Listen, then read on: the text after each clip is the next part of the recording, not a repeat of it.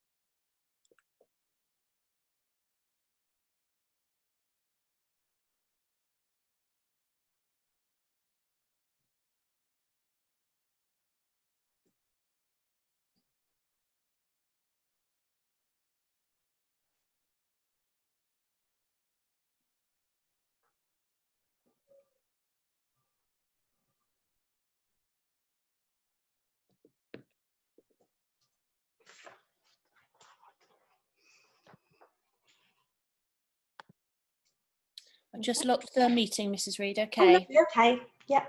Thank you. I'm going to leave you to it. Have fun with year 5. Thank you very much. See you later.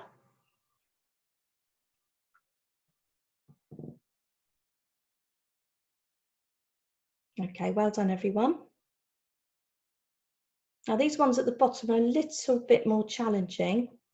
Okay, so if you're down here and you're not knowing where to start, I would be saying, right, this number here, the inverse of adding 10 would be taking away 10. So I would take away that 4, that take away 110 from the 40 to give me 30. So my answer would be 1332. We'll look at honesty answers in a moment. Then I can easily add my 100 to this number. And then I would have to look here and think about what was added here to get to this number.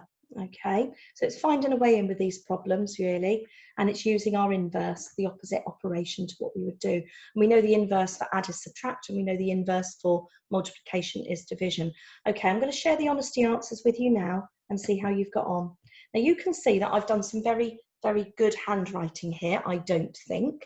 So this is my year R handwriting to give you the honesty answers, because it was quite tricky to put the digits into this format. So you can see that I've tried very hard and failed with that, but I'm sure you've done much more beautiful handwriting than that. So have a little look at these answers, give yourselves a tick. If there's any you're not sure about, just put a little circle round, and you can either go back and look at the recording of this, or you can just have a little look at it later and go, oh, I know that I'm a little bit wobbly when it comes to crossing that zeros there with all those thousands and zeros and oh my goodness me. Okay, often when we're adding multiples of 10, when we're adding multiples of 100 and adding multiples of 1,000, you'll notice that our units don't change. Okay, they remain the same because we're not adding units. Okay, we're adding multiples of those tens, hundreds and thousands. So I hope you've had an opportunity to mark that now. I'm going to go back into the next screen. There we go. Counting on to the next. Right. So what you're having to do with these, and you can do these mentally, you might want to do jottings. Okay. You might find that using a number line is useful for these. Okay. So counting on to the next. For example, if I take some of the red examples at the top, if I look at 83, I want to know what I've got to add to 83 to make 100. So I would do a little jotting of a number line here, and I would go from, if you know how to do this, then you are more than welcome to go ahead. But I'm just going to show you here how I would do it. So if I ended up with 83, there we go. See all my rubbish handwriting again. Come on, Mrs. Reed. It's very hard to do this. Even harder than doing it on the flip. So I've got 83. I'm going to jump to the next 10, and the next 10 from there would be 90. Okay, and I know that I've added 7 to 90, and then what I would need to do to get to 100, which would be my target number here, I would make a big jump of 10. One big jump there. There we go. And then I know that 10 adds 7, 17. Okay. You might notice something to do with the first and second answers to these red ones as well. Now, if I took one of the green examples, I'd start at 248. There we go. And the 8s are really tricky to do with this pen. Oof. And then I would add 2. That would get me to 250. Okay. And that is a 2, by the way. So that would get me to 250 down here. And then I would go up to my next 100. My next 100 would be 300. Okay. And I would jump 50. Oh, very big jump for a Monday. There we go. All right, that would get me to 300. No giggling about my appalling handwriting, please. There we go. And then my target, of course, for this number would be 500. And then I might want to jump 200 then. Okay, I'd be jumping a jump of 200 to get to the 500. Now, you wouldn't need to do a jotting like this. You could perhaps do this in your head if you're super duper whizzy, but those jottings are just there to help you should you need them. Oh, come on, Reed, sort this out. Now, what I need to go back and do now is count my jumps. Oh, that was an appalling 500. I do apologise. So I've got 200, add the 50, 250 and 2. So my answer there would be 252. Okay. Now I'm just going to go up and clear my drawings because I don't want to ever be reminded of how badly I did with those. And let's have a little look at some of these here. Now these are slightly harder in that we are, of course, jumping up to thousands as well. What you can do if you finish, you can check it using that number line jotting. And what you could do is you could actually do a subtraction here. You could start with 5,000, jump back your answer and see if you got your starting number. Okay, that's a quick way to check.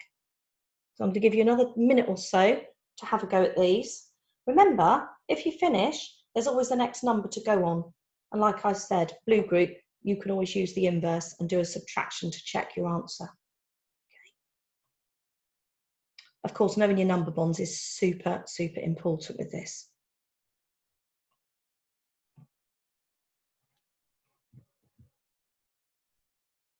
Okay, I'm going to share the honesty answers with you now and see how you've got on. There we go. Just going to get rid of that for a minute because it's a bit distracting. There you go. So have a little look with these.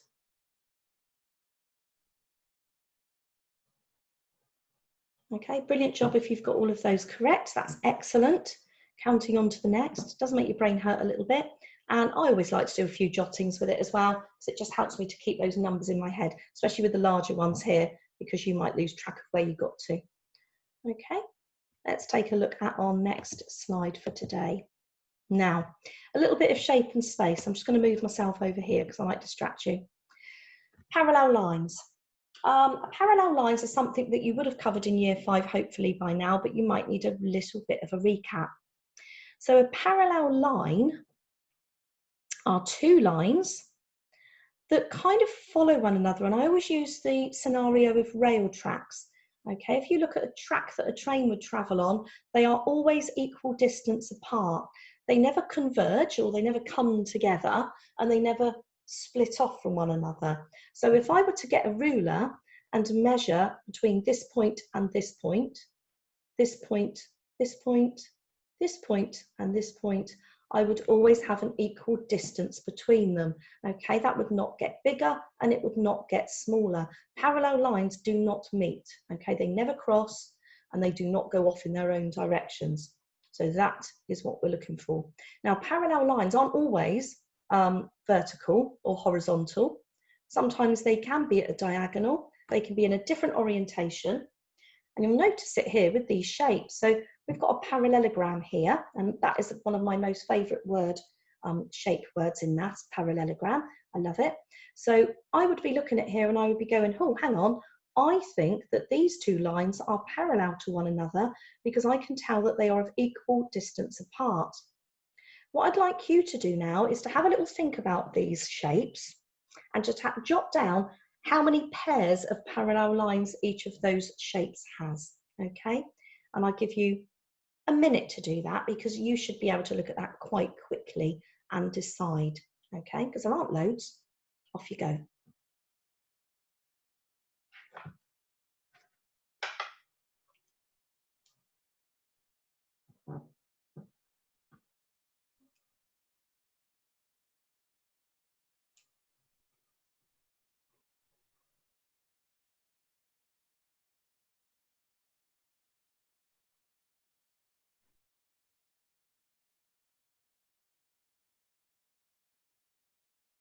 Okay, so if we look at our parallelogram, if we were to continue this line up here, continue this line up here, they would continue to be of equal distance apart. So that's one pair of parallel lines. Similarly, we've got these two parallel lines here, or pair of parallel lines, and if they were to continue and continue, they also would be of equal distance apart. We've got a rectangle here, and again, a pair of parallel lines here and a pair of parallel lines here. Similarly with a square, or it looks like a square, I think it actually is a rectangle because to me, from what I can see on here, this line looks longer than this line, but it might just be how the flip's uploaded. So this shape here, let's call it a rectangle, but it could be a square. We've got two pairs of parallel lines, one pair there, one pair there. Now this shape, and I have to share with you, this is my ultimate favourite name of a shape in maths. This is called, and it's got a double name actually, it's dead posh. It's called an isosceles trapezium. Some of you might think what looks like a roof on a house, not all houses, but it is an isosceles trapezium. Okay, that is a dead brilliant word and I love it. However, it only has one pair of parallel lines. And the reason for that is if we look here, this line here and this line here are opposite one another and they are of equal distance apart. However, The slanty bits on our roof of our isosceles trapezium are of unequal distance. So if we measured from there to there, and then I were to measure from there to there, they would be different lengths, okay? So that gives it just one pair of parallel lines.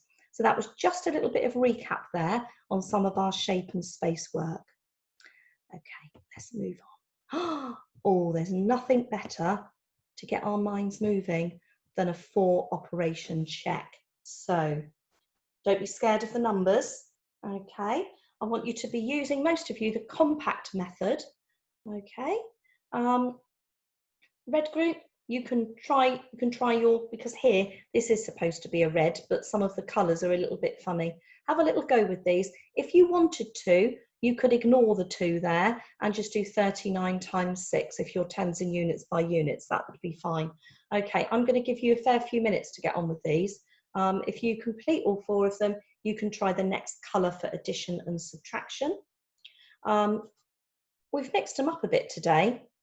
We want you to start here, okay? Because often we start with addition and we sometimes don't always get to some of these other operations. So we're going to go subtraction, addition, multiplication and division. If you started already, don't worry about it. It's fine. I'm going to get rid of them straight away because you're jolly well not seeing those just yet. Okay, off you go.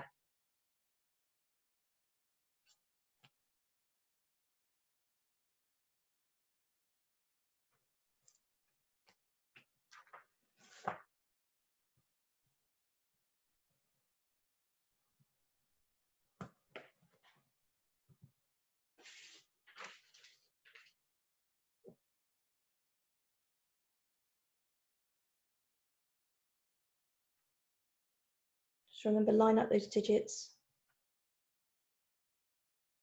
Okay, with this one here, all right, just be really careful there that you are putting your hundreds underneath your hundreds there, and your 2 should be kind of on its own there. All right, make sure that you're lining them up nice and accurately.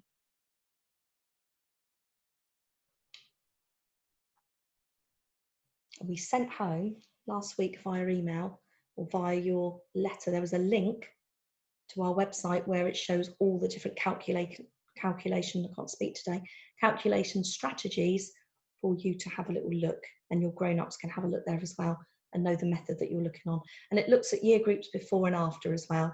So you choose the method that you use in class normally, or the method that you feel most confident using, and that's fine.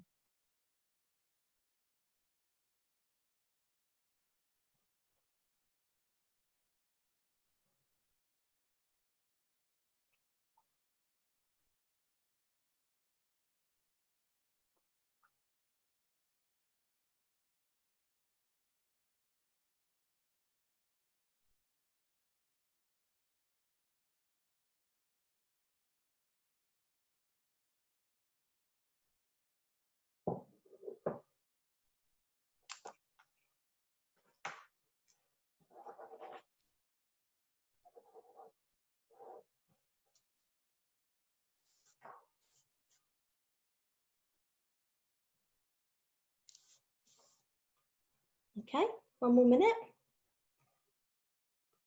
What you could do, if you're thinking, oh, hang on, Mrs. Reid, I'm not going to get all this done, what you can do is you can write down the calculations that you could perhaps work on later, all right? I don't want to rush you, but I know year 5 you are super busy in your morning maths meetings, so I know you'll be able to crack on with these and have a really, really good go at them.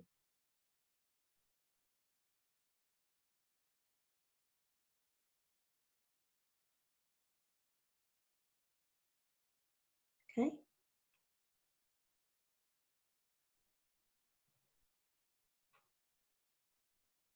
For these division ones, you should be using a chunking method, bus stop method, but you can be partitioning and collecting your division facts at the side to help you. Okay, that's always a good way in to division. Start to chunk in chunks of 10.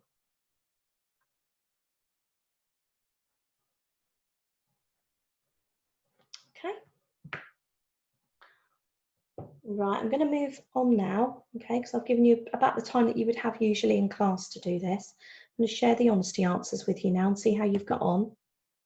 Okay, anything you didn't get right, just put a circle around them in your book, all right, and come back to them at a later stage. Let's move myself away again. I keep getting in the way today. Come on, over there, go down there. All right, and you'll be able to see the answers to that top one. Obviously, if you chose 6 times 39, okay, then you would have got 6 times 9, okay, 54, and then 6 lots of 30, which would be 180, add 54, so you should have come up with 234 for that, okay? I don't think, oh, hang on, that's not what I got. Remember, if you decided to remove the hundreds from that calculation, you would have got a smaller answer. So how are we doing? Well done. If you've got most of those right, if you didn't, no problem. Then that is something that you know is an area that you can do a little bit more work on. But I'm sure if you've been doing all your sum dog challenges, you'll be absolutely fine with this. Okay, here we go. On to our next slide. Now, there's a lot of writing on here. Don't be put off by this. Okay, it's easier than it would first appear when I can explain it to you. Write these numbers in numerals. What they're written at the moment, obviously you can see, is words. And what you can do is you can read out those words out aloud, and actually that helps you massively. So 438, and just write what the number is in digits, okay, or in numerals. So I'm going to read them through if you find reading a little bit tricky. But if you don't, and you think, I don't need you to do that, Mrs. Reid, I can crack on and get on with these, then please do. Top tip, don't worry about writing out the numbers in words, okay? I just want the answers for these, otherwise you'll be there all day writing those out, and you don't need to do that. Okay, so we've got 438, 614, 2,104. Just in case you weren't sure when I said in numerals, I'm just going to show you what I mean. So just in digits, you're just going to write the answer down. Annotate there, we'll draw that there. 438, I'm just going to write there 4 with my very, very bad handwriting. 438, okay? Obviously, I will share the honesty answers with you in a moment, but I just thought you might find that helpful to see what I mean by numerals or digits. 12,216, 10,104, 206,342. And there's some really nice little tips there, that where you see a comma, that is where you would perhaps see a comma in your digits and your numbers. Now, I won't take marks off today for not using that comma, but you might get a bonus point if you put the comma in the right place, okay? And we've got 1,417,402. Goodness me, I'd like to win that at the weekend on the lottery.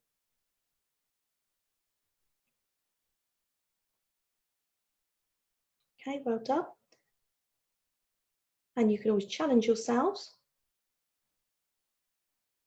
Okay, Reg, you could challenge yourself with the top green and blue. Green and blues, you could add 100, add 1,000 to your answers. You could round up or round down your answers just to challenge yourselves further if you finish in time.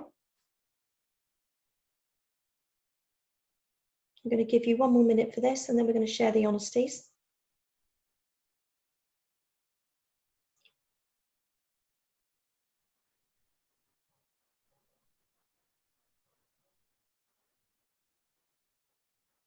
Okay, sometimes you might need to use a 0 as a placeholder as well, because you might find that there are some places in your number that do not have a digit, and that's what the 0 does. Okay, so what I'm going to do, I'm going to come up here and clear my 438, or that will show on the next slide. Go back to my mouse and get rid of those, and I'm going to share the honesty answers with you now. Okay, if I can find it down here, it likes to hide.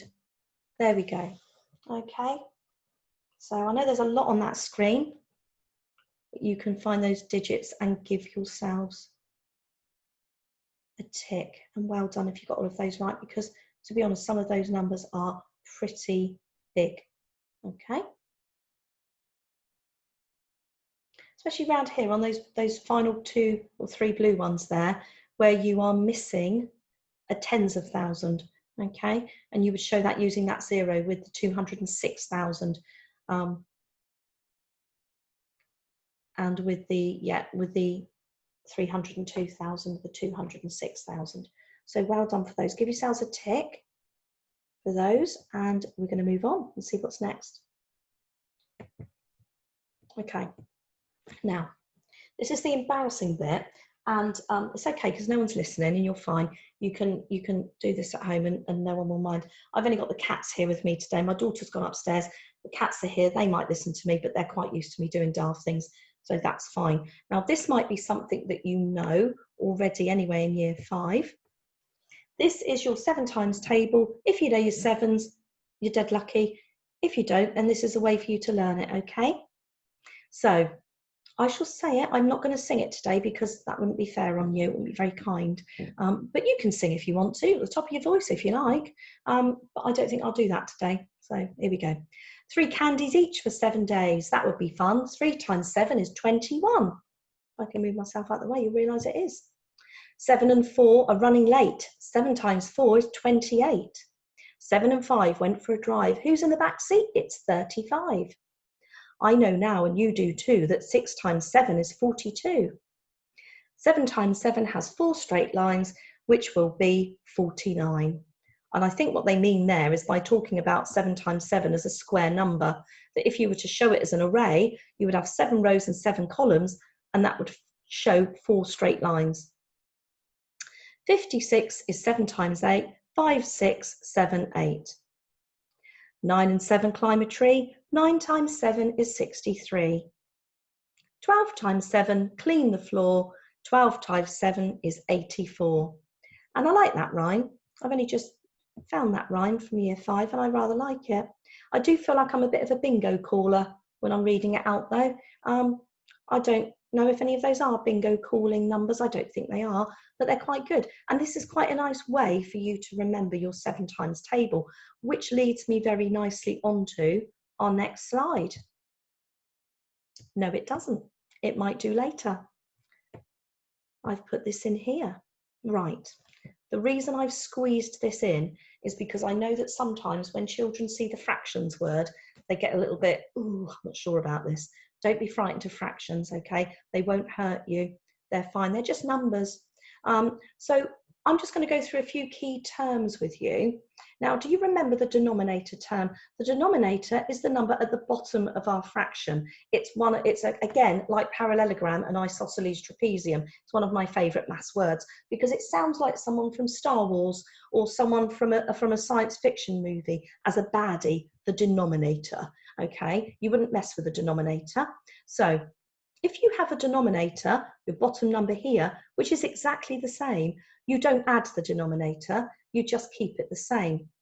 And it makes it really easy when we're adding fractions, because all you need to do then, if we've got 2 sixths at 1/6, you're just adding your numerator, okay, which is your top number, to give you 3 sixths, okay? So that doesn't become 3/12. If your denominator is the same, then it stays the same, okay? Now, like I said, when the denominator is the same, just add the numerator. You don't add the denominator, but we're going to talk about improper fractions. We're going to talk about fractions that are top heavy, okay? What happens when you add the numerators and they are greater than the denominator? So 2 sixths add 5 sixths would be 7 sixths. And it could stay like that. It could do, but we don't want it to. We want to create a mixed number. So what we do is we convert it to a mixed number, a whole and a fraction, by dividing the numerator, okay? Sorry, I meant denominator there. Silly Mrs. Reed. Denominator 6 into the numerator. So how many 6s into 7? How many 6s go into 7? And we know that there would be 1 with a remainder of 1. So 7 6 becomes 1 whole 1 and 1 6. Okay? Now, Not all of you will need this. We've got some adding fractions slide now. And for all of these examples, you lucky bunnies today, the denominators are the same. However, you may find that you end up with an improper fraction or a top-heavy fraction, okay? And then we need to convert those. Now, I think what I've done with your answers, I've given you both answers. I'm going to let you carry on with this now and give you a few minutes to add these fractions together, okay? Off you go.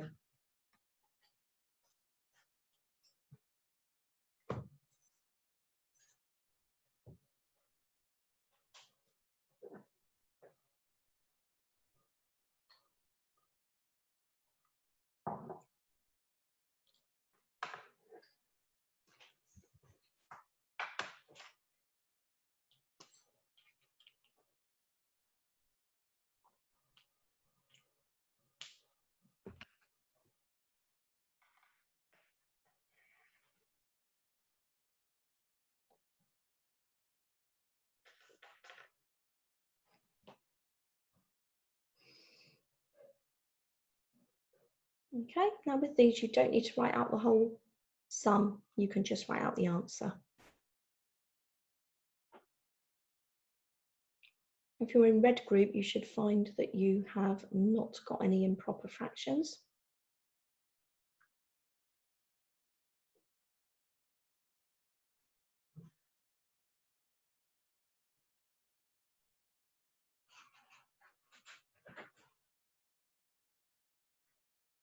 Remember that denominator stays the same. You don't add a denominator. So we're not ending up with tenths or 14ths or 20ths.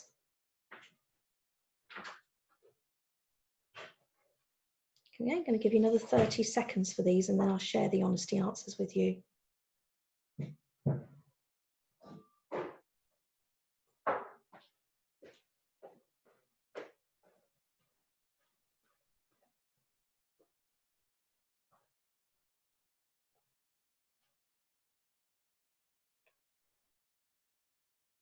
Okay, let's see how we got on then. Okay, and you can see that I've done my very best handwriting, I don't think so, here. So I'm going to move myself over this side and then you'll be able to see that top answer there. So we've got 1/5 and 3/5 is 4/5. And then we've got 2, 6 and 4/6 is 6/6 or 1. Okay, because what I've done is I've realised that my numerator and my denominator are the same. And I know that 6/6, if I were to eat 6/6 of a cake, I would have eaten 1 whole cake, lucky me, okay? And then we've got 11/12 here. So well done if you got those right. Over here, similarly, we have got a cake split into 7 parts or a bar model, but I prefer cake or pizza. And if I were to eat 6/7 of my pizza and then another 1/7 when I was feeling a bit peckish later, I would have eaten my whole pizza or 7/7. Okay, I've got an improper fraction here, 11/10. I would say to myself, oh, how many 10s go into 11? Well, I know that 1 10 goes into 11. That gives me my 1 whole number. And then I've got 1/10 left over as my remainder. And then that forms 1/10. Okay, similarly down here, 12s into 14 go 1 with a remainder of 2/12 there. Okay, so I hope you got on okay with those.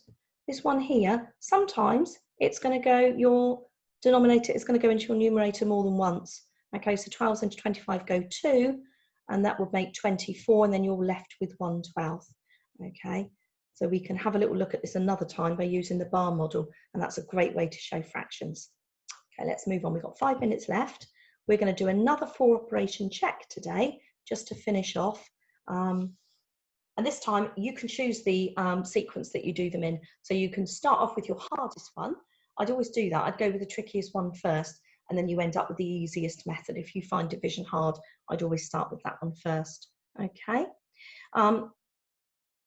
For red group, if you wanted to, with that division, go 80 divided by 8, I'm happy with that. You can lose that digit there if you find that a bit easier. But the others, as long as you line up your digits okay, you should be fine with all of those. Okay. Off you go.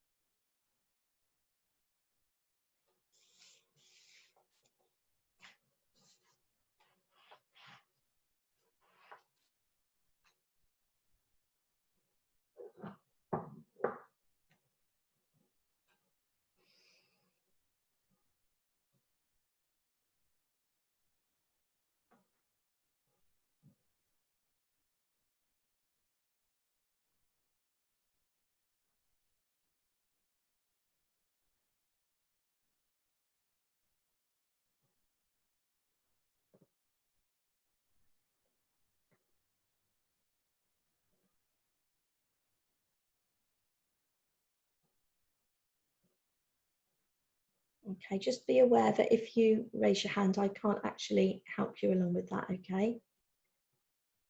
That might be something that you put a circle round, and then if you have a little look on the school website at our calculation, I can't say that word today, calculation strategies, you'll be able to see a method that you can use to help you solve that, okay?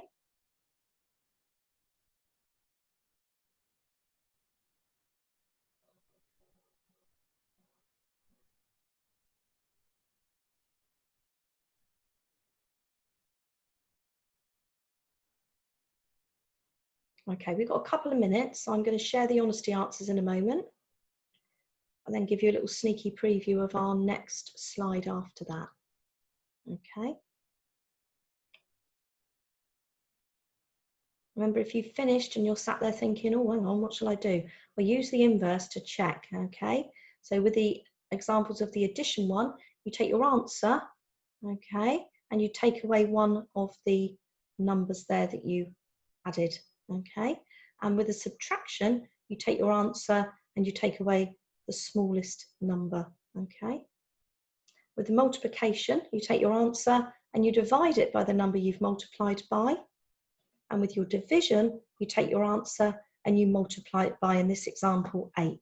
Okay, because our divisors are 8 for all of these examples. Okay, let's check our honesty answers now, year 5, and see how you've got on. So this is the second full operation check today. Okay, and these skills are so important for all of the maths that we do in school, for our reasoning problems and for our arithmetic.